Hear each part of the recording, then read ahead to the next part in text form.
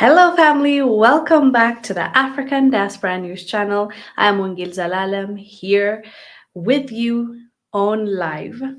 Today, we're talking about another coup. Yes, another coup happened in Africa, but it was thwarted uh, thanks to the French and Nigerian government. They basically sent through their aircrafts and they striked at Benin, specifically the capital city. And it's quite complicated. This coup attempt, actually, scratch that. It's not a coup because it was an attempt. Although in the early hours of Sunday, the coup leaders announced that they have taken over. They took over a television station. They announced that they overthrew the president.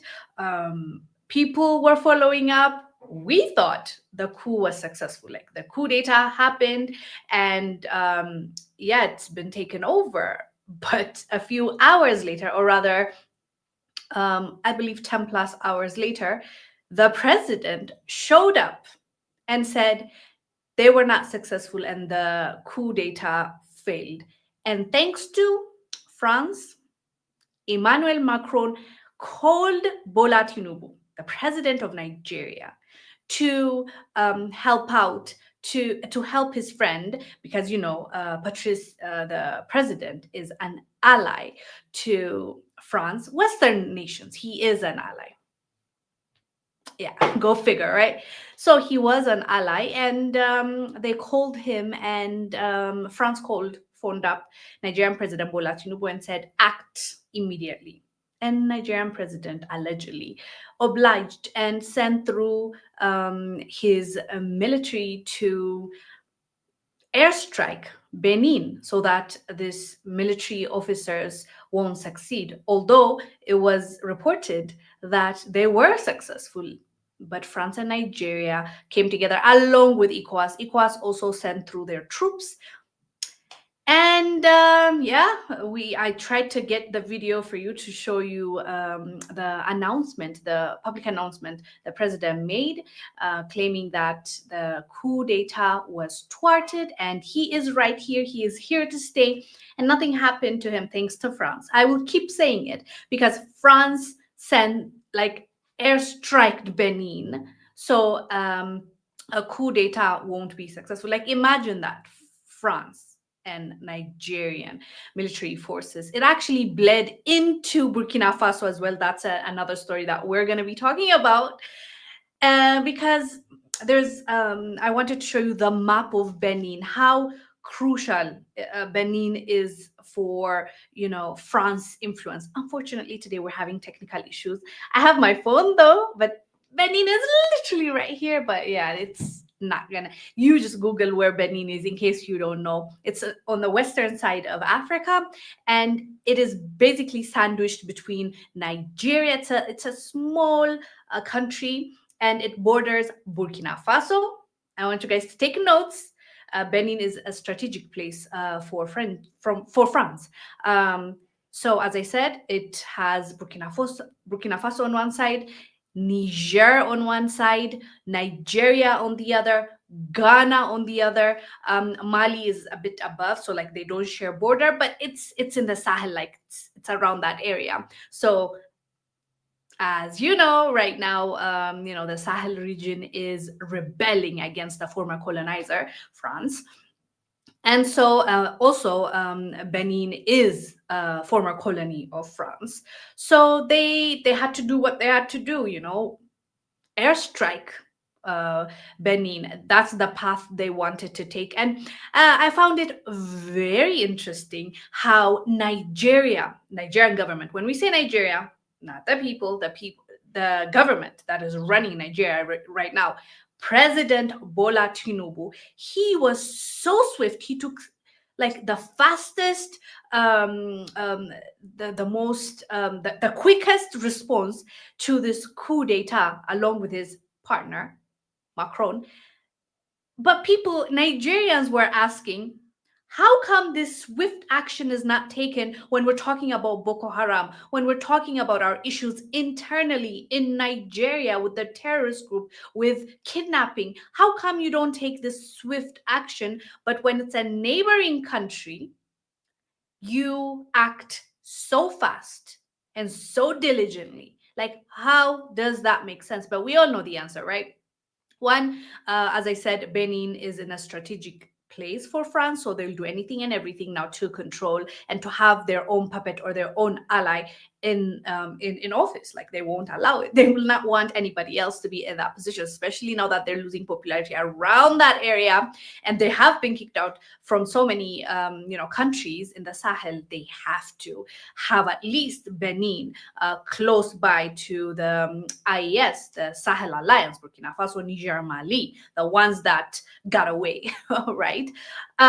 So imagine that though, like it's insane. But for those of you that just joined, what we're talking about right now is about President Emmanuel Macron phoning up Bola Tinubu, the president of Nigeria, to work together and successfully have Benin's capital city airstrike specific areas, because the coup data was being handled there, and the military officers were conducting the coup, but they were not successful basically because the president came out. That's the video I was saying I was having like a difficulty to show you.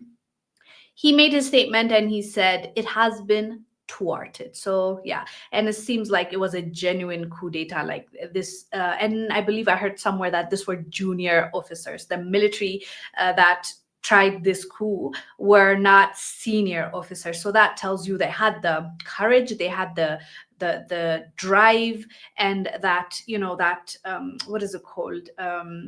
This thing only comes from the youth, I feel like, because as you get older and you start your family and you have more responsibilities, you're afraid to take that risk, you're afraid to do what needs to be done or risk your life. But when you're younger, you have that anger, you have that courage to be like, it is what it is, and you try your best. And we're seeing it with a lot of Gen Zs in the continent of Africa. So this military officers were not really like senior officers, the ones that tried. Maybe the senior officers, they knew better. You know how they say you can't teach an old dog new tricks. So maybe they were not feeling comfortable to add or include those senior officers. And I think also they not kidnapped, but held on to two senior officers when they were doing their taking over. But I think now the president is working on getting everyone out, like his own people. So that also, when you dig deep and when you're talking about like the psychology of it, the younger ones were willing, and they're the ones that pushed to have this coup. They don't want the Western ally to be their president. And this is the reason they gave for the coup d'etat, by the way. I think I have their direct quote here. If I, yes, quote, the deterioration of the security in Benin is one of the reasons why they attempted this coup, because they believe the president is not handling it well. Right. So the younger ones tried, and it looks like they have failed because they were literally airstriked, allegedly, apparently, according to reports. And that's the current story coming out of Benin right now. A lot of people are sad because when the coup was happening and the military communicated with the people, and they're like, if you're supporting this coup, come out and protest, like stand with us. A lot of people went out to stand with the military that was, behind the attempted coup d'etat. So that tells you what you need to know about the current situation as well. And the person that led the coup was Lieutenant Colonel Pascal Tigri. We are not sure if they have been, the ones that were involved, if they have been detained, if they have been caught, if they have been unalived. We don't know as of yet because it's a developing story. But what we know for sure is that France is not willing to let go of Benin as of yet, and the Nigerian government, led by President Bola Tinubu, is more than willing and able to help when it comes to airstriking, those places, areas. Yeah, that's a sad story. But there's another thing that just happened today, a few hours ago. Burkina Faso sent out a warning. Burkina Faso, led by the popular leader Ibrahim Traore, they sent out a warning and said that their airspace has been breached by Nigerian aircrafts. I told you, like they share a border, Burkina Faso and Benin. So we can't say this was calculated, this was on purpose, or they just happen to be there. But Nigerian aircraft, I believe 11, if I'm not wrong, I don't want to make him say 11 Nigerian troops have been detained in Burkina Faso, and Burkina Faso has made a statement, and they said, going forward, if our airspace gets violated, or you try to send troops our way, we are going to take measures. Like, they have sent a stern warning, which we understand. Right now they're thinking, like, they're already fighting terrorism in Burkina Faso. France is challenging them. They're going through a lot, and then now you're telling me their airspace is they called it what do they call it? They had a name for it. So it's illegal to do that, right?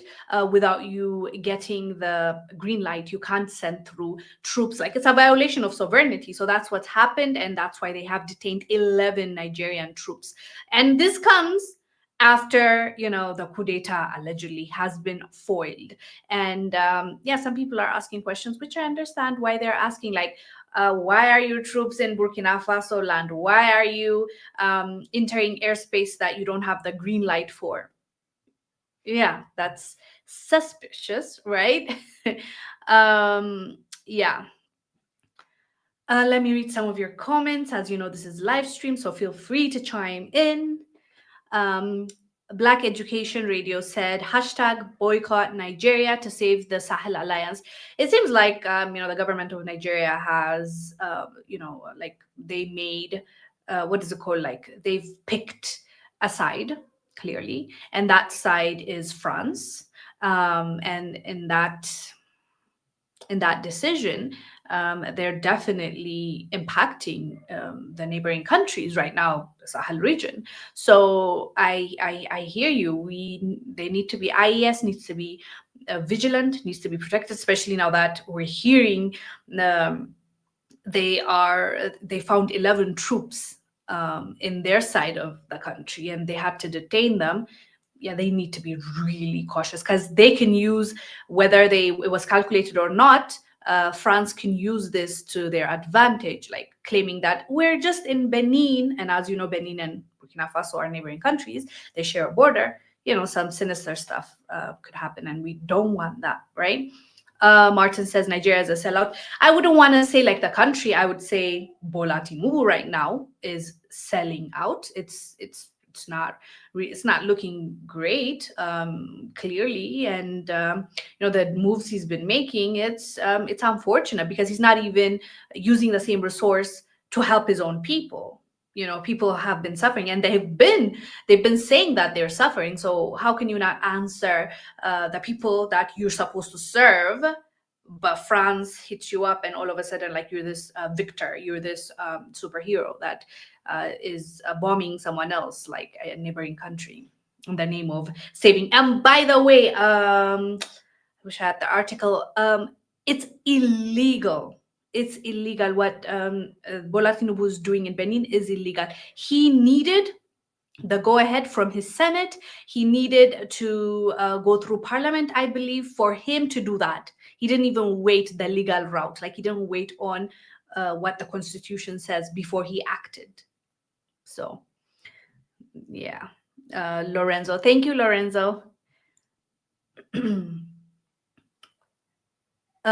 Bashirumu said, "Crazy, isn't it? We're traumatized in Nigeria. Why waste our resources for Benin? Because Emmanuel Macron crowd ed for it."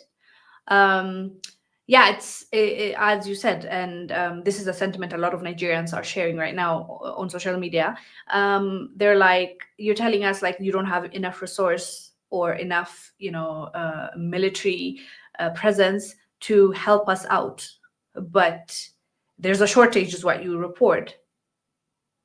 But you're doing this in another country for a coup in another country. It's just so ridiculous, right?" But yeah, I hear you.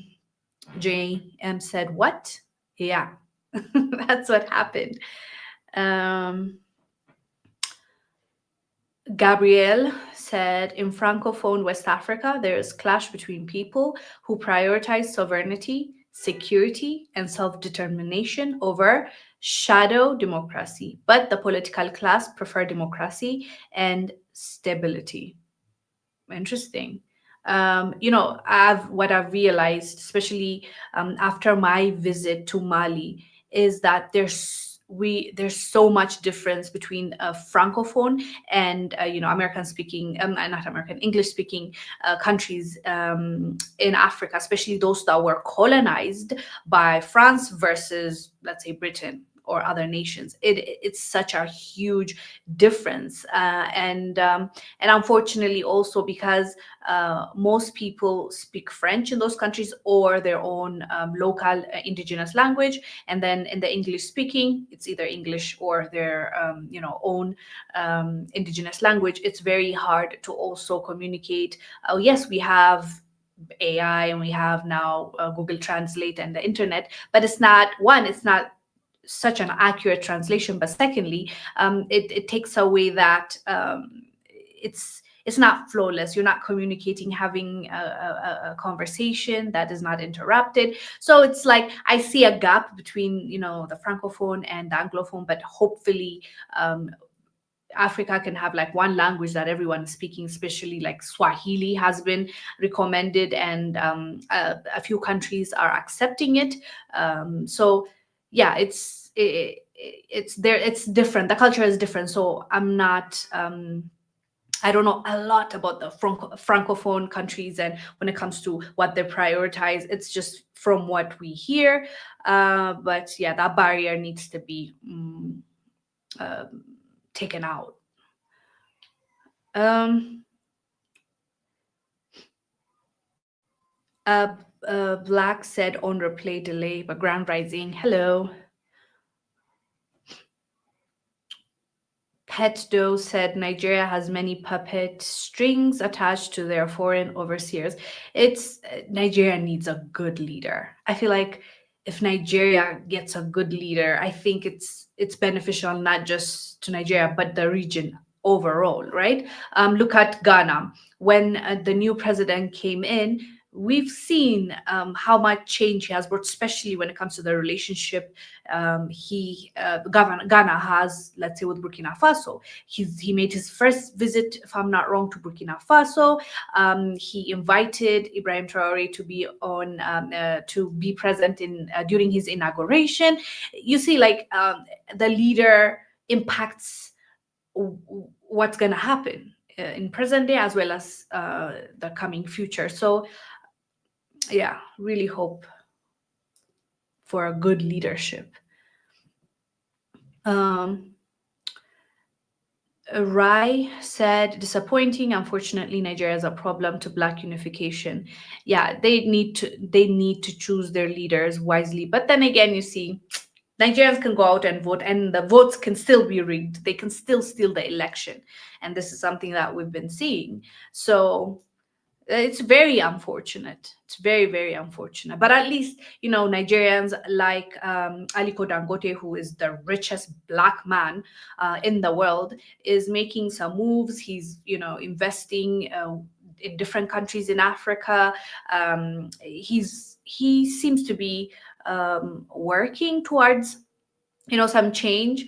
Of course, even him, he faces a lot of pushback. I remember when he first started his oil business, there was so much pushback. He said, like, I'm ready to give up. This is too much. He even called it like, this industry is worse than, somebody correct me in the comment section. What he said was, it's like worse than being in this industry is worse than being in the, is it cartel, or he said something insane. But I understand there was a lot of pushback because they know, if countries like Nigeria fixes itself, they are going to lose out. So they're going to make sure that it stays where it is. Jamie said, why is Nigerian government like this? That's what we're saying. Yeah. And the people need to ask this. I've heard people asking, as I said earlier, like, why is our government, exhausting resource somewhere else, and airstriking a neighboring country when they can be airstriking the Boko Haram that is terrorizing us right now? It's a fair statement, and they should ask their government. They should hold their government accountable for what it is doing in other countries as well as in their own. Bonnie said, the French and America are using the divide and conquer tactics. Nigeria need to get ready. Their president, he is a sellout, Western puppet, not for his own people. It's not looking good.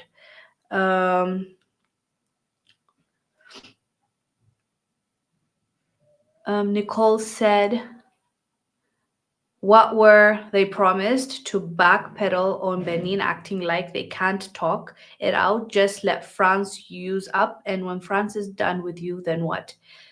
Well, probably, of course, there are promised stuff. Like they're not, foolish. They're not just gonna do it for nothing. But when you look at it from a different perspective, what they're promised usually is not even good enough. Yes, they think that it's good enough because it covers for their own sake and their own family, their own pockets, their little circle.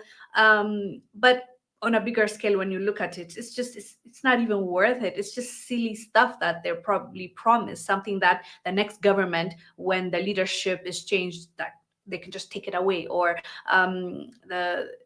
even France itself can seize the what is it called, the assets and the houses, the cars, the money that they're saving there. We saw it with Equatorial Guinea's vice president, how much of his assets were being held. But for the longest time, France was not bothering him, right? Probably they disagreed on something and then they went for his stuff. So yeah.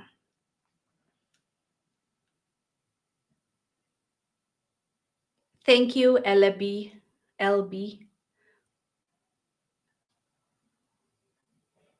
Yeah, JM said it's so counterproductive to side with France and the US. And, they've shown us time and time again, they will cross you. They will. And especially now that they're like in a desperate space, especially France. I mean, isn't it the best time to stand up?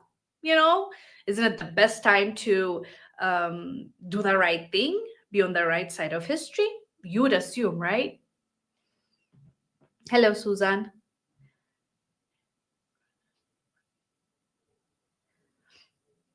Ryle said Nigeria is producing a lot of right-wing puppets in the diaspora. The leader of the Conservative Party in the UK is Nigerian. Kemi, we talk about Kemi here quite a bit because she is an interesting personality. Let's just say she genuinely is. And I saw a meme today of her. There's something, she went viral. Every other weekend she goes viral for the things that she says about Nigerians, her own people, or Africa, or Black people. So the meme I saw was of her standing. It's a cartoon, like a caricature, herself, like with her Black skin, hair, whatever, and she's looking through the mirror, and the person that's looking back at her is a white lady with a blonde hair. They were trying to insinuate that that's how she looks at herself. She looks at herself as a white person because, yeah, I mean some of the stuff that she says, you're like, do you know that you come from yes, right now you're British, because she says we Brits, us Brits, like she's an interesting one. So yeah, she sees herself as a white person, and that's what it's giving, right? um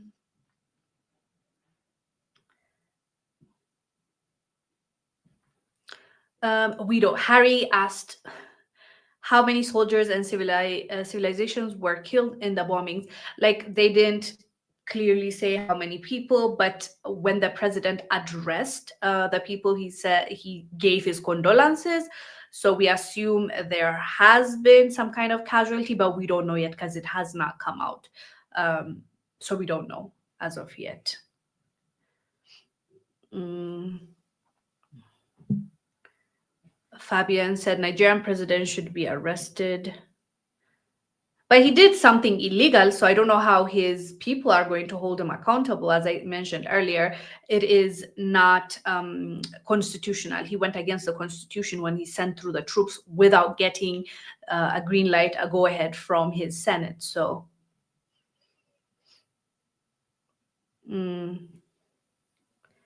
James said, I wonder if Nigeria has a lot of right wing propaganda out there.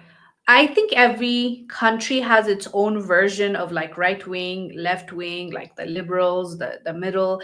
But in a lot of African countries, it's more so, I don't know if I would call it right wing, but conservatives. Like in Africa, most countries are conservatives, and it comes with the culture, I believe. Um, the idea of liberal is very foreign for many African countries. And now we're seeing, of course, a lot of countries, trying to adjust, especially when Western countries are telling them, okay, I'll give you this much if you change this law here. I'll give you this much if you ban this and that. So, of course, it's going to creep in. But a lot of African countries, in the ideology is more so being a conservative. Not, I don't mean that conservative equals Republican. That's in America context, but in the African context, people are more conservative in their ideology, like in the things they do and the things that the laws, when you look at it. Yeah, it's mostly like that. Um,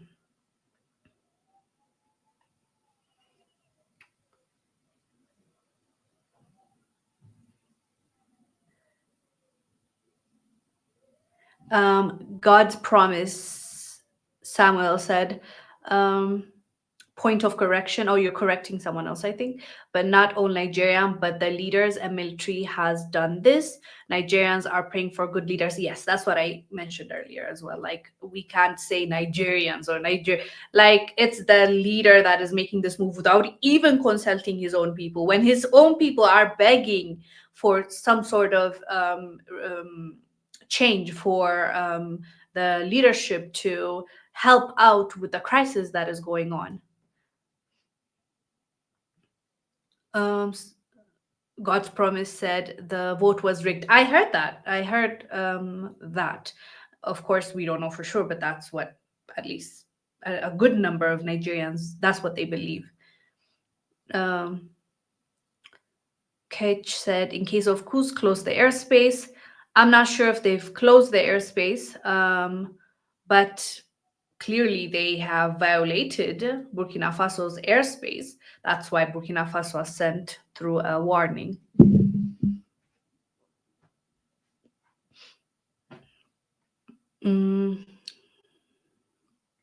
Came Will said, reminds me of Pakistan and Afghanistan. Our leaders are all sellouts. Well, not all of them, but I hear you. Hi, Mohammed.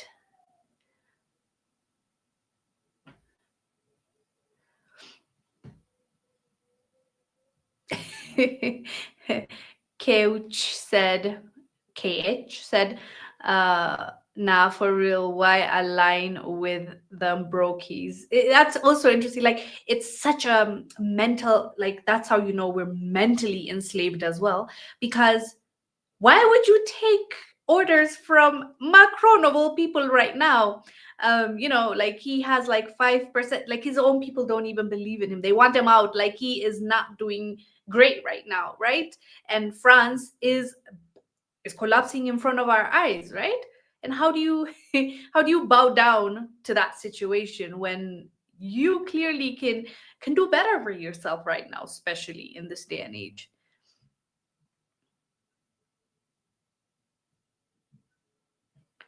Mohammed said, I think it's not real. Check one Nigerian military plane have been arrested in Burkina.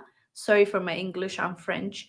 Uh, yes, Mohammed. So the what we're talking about right now is that Burkina Faso, its defense, I believe its defense is the one that made the statement. They sent out an actual warning saying that they've detained 11 Nigerian troops. I don't know how many aircrafts that was. I don't know if it's one, two, but they specifically said they have not arrested, detained 11 Nigerian troops. So yeah, I don't know how many aircraft that is, but clearly there was a violation.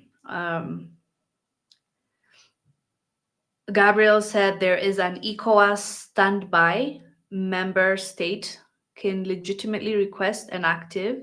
Benin did that. However, the incident in Benin shows that West Africa has the capacity to fight insecurity. Ooh, good point. But let me address your first point first.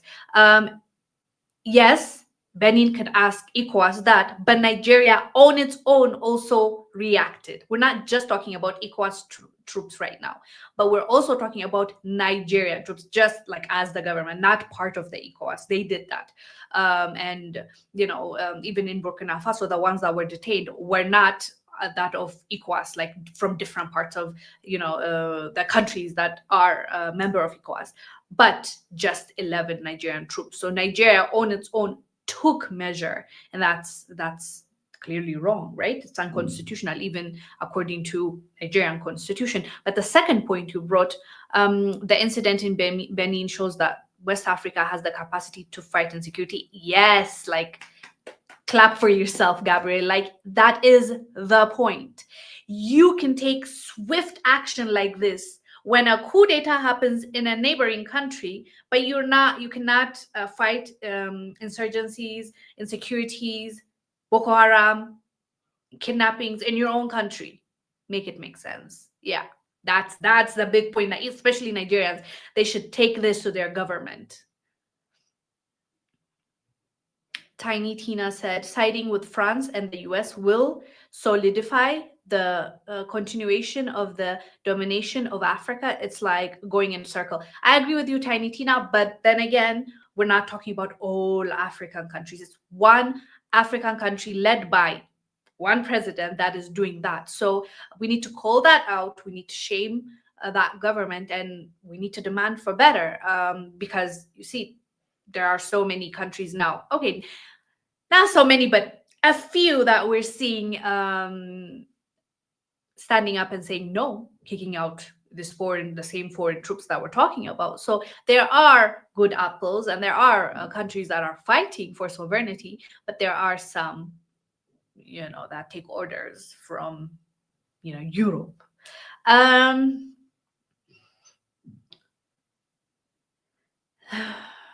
Yeah, may God have mercy upon innocent Nigerians. I'm with you on that. May God protect all of them.